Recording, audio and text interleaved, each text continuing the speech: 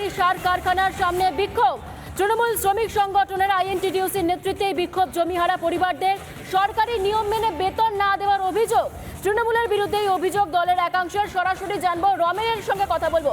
রমেন, কি অভিযোগ উঠছে, কারো অভিযোগ করছেন, আর এর মধ্যে কি সিচুয়েশন?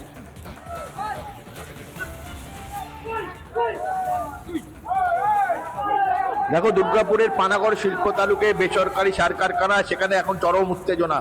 এবং যেটা তোমাকে বলে রাখি যে সকাল থেকে এখানে কিন্তু গেট আটকে রাখা হয়েছে এবং একটাই অভিযোগ, এখানে এই কারখানা করার সময় যখন যারা জমিদাতা জমি দিয়েছিল তাদেরকে চাকরি থেকে বঞ্চিত করা হয়েছে, অর্থের বিনিময়ে বহিরাগতদের এখানে চাকরি দেওয়া হয়েছে। এবং তুমি জানো, গতকালই আমরা দুর্গাপুরের এক তৃণমূল নেতার বিরুদ্ধে তোলা নিয়ে এক না দেওয়ার কারণে একজন সেখানকার ঠিকা শ্রমিককে বা কাজ থেকে বার করে দেওয়ার অভিযোগ। তারপরের দিন আজ সকাল থেকে পানাগড় এই শিল্প তালুক উত্তাল এবং গেট আটকে রাখা হয়েছে, বহিরাগতদের এখানে ঢুকতে দেওয়া হয়নি, অনেকেই বাইরে বসে আছে। প্রায় সকাল 7:30 থেকে এই বিক্ষোভ চলছে এবং একটাই দাবি যে স্থানীয়দের বঞ্চিত করে বহিরাগতদের অর্থের বিনিময়ে এই কারখানায় ঢোকানো হয়েছে। এবং এর কিন্তু নেতৃত্ব দিচ্ছে তৃণমূলের শ্রমিক সংগঠন আইএনটিটিউসি। আমি একটু ছবিটা দেখাতে বলবো। সকাল থেকে এখনো এখানে কিন্তু কোনো অচল অবস্থা বজায় আছে, কারখানায় কেউ ভিতরে কাউকে ঢুকতে দেওয়া হয়নি এবং বিক্ষোভ চলছে। বুদবুদ থানার পুলিশও আছে ঘটনাস্থলে পরিস্থিতি নিয়ন্ত্রণে আনার জন্য। এবং তোমাকে জানিয়ে রাখি, যখন এই শিল্প তালুক তৈরি হয় পানাগড়, তখন বাম আমলে তখন কিন্তু কথা ছিল যারা জমিহারা তাদের আগে অগ্রাধিকার দেওয়া হবে, সেটা কিন্তু মানা হয়নি বলে অভিযোগ করছে তৃণমূলের আইএনটিটিউসি এবং স্থানীয় জমিদাতা। বিক্ষোভকারী তাদের সঙ্গে কোনোভাবে কথা বলা সম্ভব হবে? তাদের কি দাবি রয়েছে? একদম আমি একটু কথা বলার চেষ্টা করব, যারা এখানে আছেন স্থানীয় জমিদাতা যারা আছে, আমি একটু কথা বলার চেষ্টা করব। দাদা, হ্যাঁ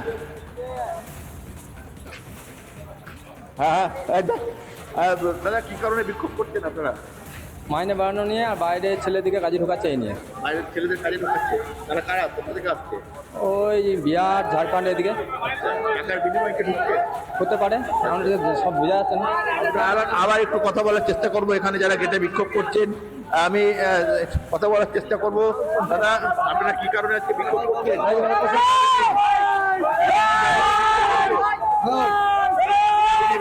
দাবি বলছে আমাদের লোকাল ছেলে কাজ পাচ্ছে না, আমাদের লোকাল ছেলে কাজ পায় নাই, বাইরের লোক এসে কাজ করছে, বাইরের লোক এসে কাজ করছে। আমাদের যে এখানে লোক আছে, ইউনিয়নের লোক অন্য কেউ আছে, টাকা দিয়ে তোমরা তো এখানে জমি দিয়েছিলে? আমাদের জমি গিয়েছে। কি বলা হয়েছিল জমি নিয়ে আসতে বললে ঘরে ঘরে সবাই একটা করে কাজ দেবো, সেটা কি হয়নি? হয় নাই। কি আপনারা কি চাইছো আজকে? কাজ চাইছি আমরা। আচ্ছা, যতক্ষণ না কাজ পাবে কি গেট আটকে থাকবে? শুনলে, যতক্ষণ না কাজ পাবে জমিদাতারা বিক্ষোভ করছে, তারা গেট আটকে বিক্ষোভ করবে এবং কাউকে সকাল থেকে ঢুকতে দেওয়া হবে।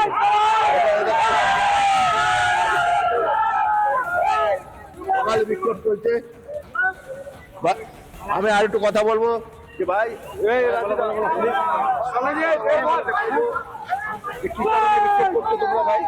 আমাদের এখান থেকে লোকাল ছেলে যে বঞ্চিত আছে তাদেরকে দীর্ঘদিন ধরে বলা হচ্ছে যে কাজ দেবে, কিন্তু তাদেরকে বঞ্চিত করে রাখছে। তাদের কাজের দাবিটা আজ আসছে আর তাদের কাজে নিয়ে এসেছিল একজন এখানকার প্রেসিডেন্ট, তার সাথে মিসবিহেভ করেছে কোম্পানি কর্তৃপক্ষ। সেই নিয়ে হ্যাঁ, আর এখানে বলার আরো চেষ্টা করবো যারা এখানে বিক্ষোভ করছে যে ভাই, এখানে যারা আছে, আমি একটু ভিতরে যাওয়ার চেষ্টা করব, এখানে বুদবুদ থানার পুলিশ মোতায়েন আছে। কি কারণে আজকে বিক্ষোভ, একটু ভিতরে যাওয়ার চেষ্টা করব। বুদবুদ থানার পুলিশও আছে ঘটনাস্থলে।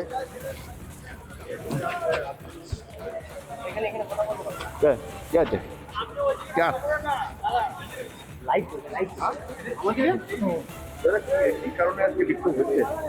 এটা বলতে পারবো না, আমরা এখানে কাজ করি, আমরা ওরা কন্ট্যাক্ট না ঢুকতে দেয়নি। কি দাবি, কি দিবার?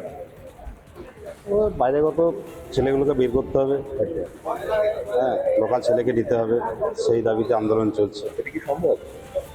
কেন সম্ভব নয়?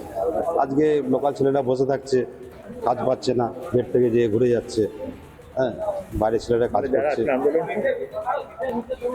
বলুন। সবাই তো জমিদাতা বলছে এখানে। হ্যাঁ, সবাই জমিদাতা আছে, জমিদাতা আছে, ক্ষেত মজুর আছে। আমি আমার একটু বাইরে দেখাবার চেষ্টা করব, বাইরের চিত্রটা আরেকবার দেখাবার চেষ্টা করব।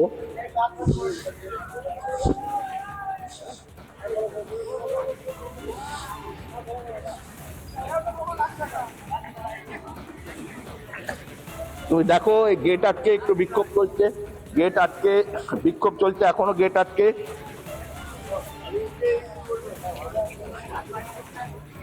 যারা এখানে আছে তাদের একটাই দাবি, যতক্ষণ না তাদের এই দাবি মানা হবে তারা গেট ছাড়বে না।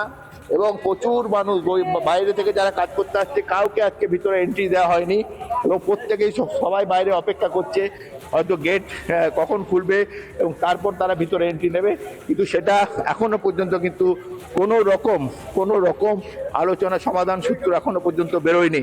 আমি তো আরেকবার দেখাবার চেষ্টা করব কিভাবে গেট আটকে আছে এখনো। একেবারেই রামেন, বোঝাই যাচ্ছে যে এই মুহূর্তে যারা রয়েছেন জমিহারা পরিবার, তারা এই মুহূর্তে পানাগড়ে বেসরকারি সার কারখানার সামনে বিক্ষোভ দেখাচ্ছেন। তাদের অভিযোগ রয়েছে সরকারের নিয়ম মেনে না দেওয়া হয় বেতন, আর না মানা হয় সরকারের নিয়ম। বহিরাগতদের অর্থের বিনিময়ে শাসক দলের একাংশ কাজে নেওয়া হচ্ছে এবং সেই জায়গা থেকে তারা তৃণমূলের বিরুদ্ধে অভিযোগ করছেন। এই মুহূর্তে সেই ছবি দেখাচ্ছি, পানাগড়ে কারখানার সামনে বিক্ষোভ চলছে, দফায় দফায় উত্তেজনা। মোবাইল চোর সন্দেহে তাতেই গণপিটুনি। খাস কলকাতায় গণপিটুনিতে মৃত্যু হলো এক ব্যক্তি। বউবাজারে একটা সরকারি হস্টেল থেকে সেখানে হাত পা বাঁধা অবস্থায় উদ্ধার করা হলো ব্যক্তিকে, আর পরে হাসপাতালে নিয়ে গেলে মৃত বলে ঘোষণা। এই ঘটনায় এখনো পর্যন্ত 14 জনকে গ্রেফতার করেছে পুলিশ।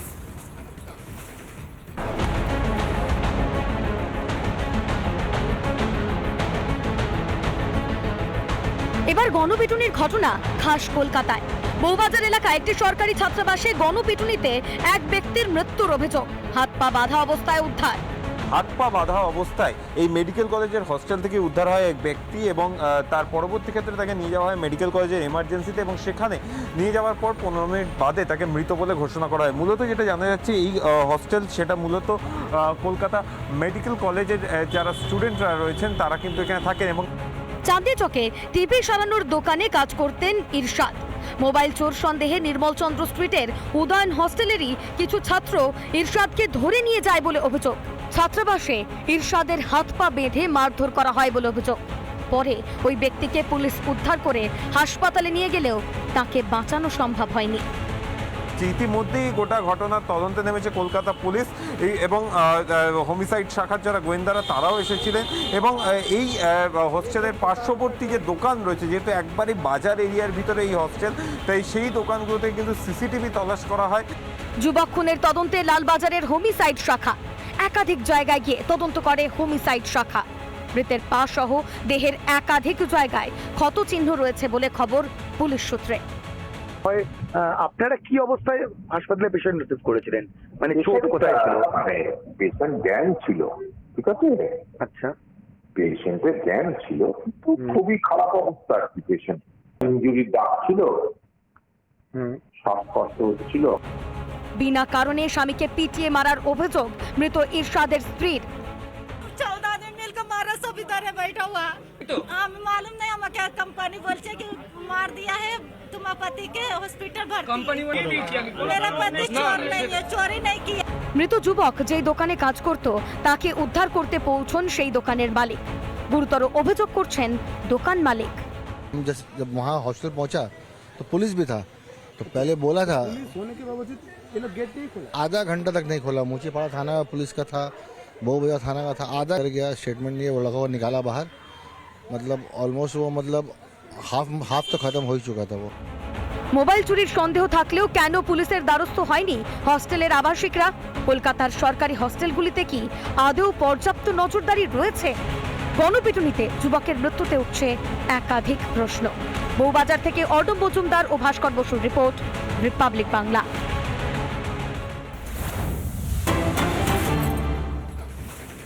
আর এই বউবাজার কাণ্ডে মোবাইল চোর সন্দেহে যেখানে গণপিটুনি, খাস কলকাতায় গণপিটুনিতে মৃত্যু পর্যন্ত হলো ব্যক্তির। এই মুহূর্তে সৈকত রয়েছেন আমাদের সঙ্গে, সৈকতের কাছ থেকে একটু আপডেট নেওয়ার চেষ্টা করবো আমরা। সৈকত, এই যে ধৃতরা যারা রয়েছে তাদের বিরুদ্ধে এখনো পর্যন্ত কোন কোন ধারায় মামলা হয়েছে, কি আপডেট?